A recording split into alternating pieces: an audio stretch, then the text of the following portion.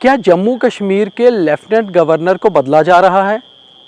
क्या दिल्ली से कोई और नेता अब जम्मू कश्मीर का एलजी बनकर आ रहा है?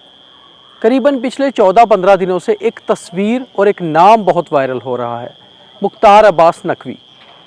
नमस्कार, आप देख रहे हैं TNS इवनिंग और मैं हूं दीपक खजूरिया।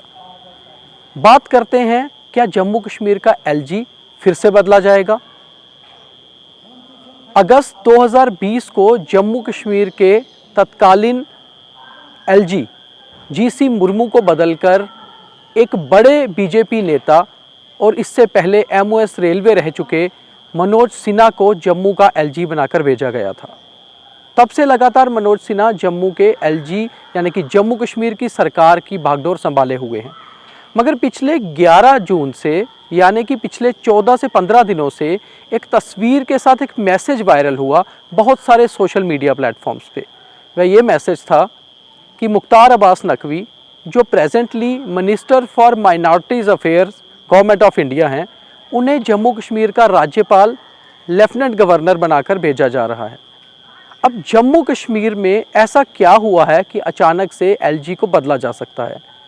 हमने भी कोशिश की कि इस खबर पर पूरा काम किया जाए और देखा जाए कि आखिर खबर निकली कहाँ से, आखिर इस खबर की सच्चाई क्या है, तह तक जाया जाए। 13-14 दिनों में काफ़ी सारे बीजेपी नेताओं से बात हुई, जम्मू में भी और दिल्ली में भी। काफ़ी सारे और सूत्रों से बात की जो अधिकारी गण इस मिनिस्ट्री के साथ चलते हैं, जम्मू कश्मीर सरकार में हैं।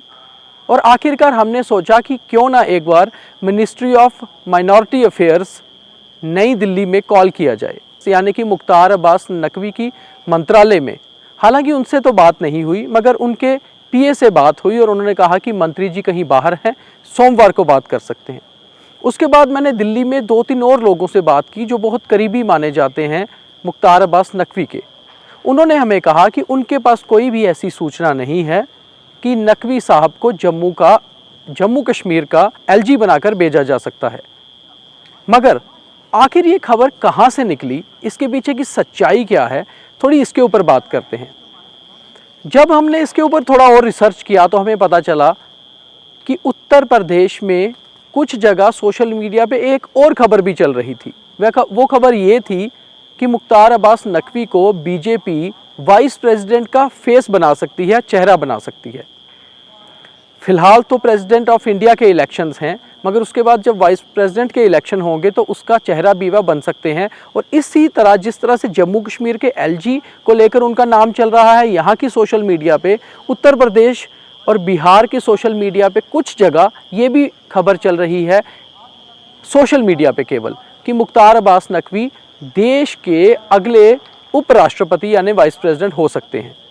जब हमने इस खबर पर और बात की तो आखिर ये खबर कैसे निकली, तो पता चला कि मुख्तार अब्बास नकवी, जो सबसे पहले 2010 में बिहार से चुनकर आए थे राज्यसभा के लिए और 2016 में उनका कार्यकाल खत्म हुआ था। 2016 में मुख्तार अब्बास नकवी दोबारा से झारखंड से राज्यसभा में चुनकर आए और अब जून 2022 को उनका कार्यकाल खत्म हो रहा है।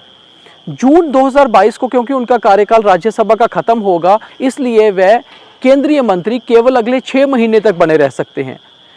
इसके कारण भी शायद खबरों का बाजार गर्म हो कि आखिर मुख्तार अब्बास नकवी को अब कौन सी बड़ी जिम्मेवारी बीजेपी देगी, क्योंकि वह बीजेपी के माइनॉरिटीज़ के एक बड़े चेहरे हैं। कुछ ऐसे लोग हो सकते हैं जो मुख्तार अब्बास नकवी के नाम को लेकर ये एक अफवाह फैला रहे हों।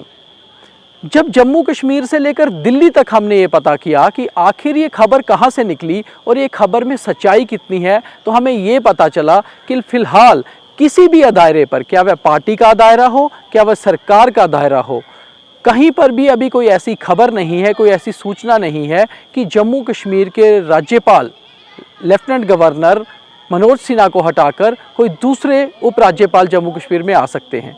वहीं दूसरी ओर अगर हम जम्मू कश्मीर की स्थिति देखें तो इस समय अमरनाथ यात्रा शुरू होने वाली है और ये सही समय नहीं है कि जम्मू कश्मीर की बागडोर किसी और के हाथ में दी जाए, और ख़ास तौर पे जब कश्मीरी पंडितों की सिलेक्टिव किलिंग के बाद यूटी सरकार ने उन्हें 7 जुलाई का समय दिया है अगला फैसला लेने के लिए। तो कुल मिलाकर अगर जो पिछले 14-15 दिनों की खबर ये थी कि मुख्तार अब्बास नकवी का नाम कहीं ना कहीं एलजी के लिए चल रहा है, तो इस खबर में हमने ये पाया है कि ये खबर केवल और केवल मात्र अफवाह है और अभी इसमें कुछ भी ऐसा नहीं है जो खबर लायक हो।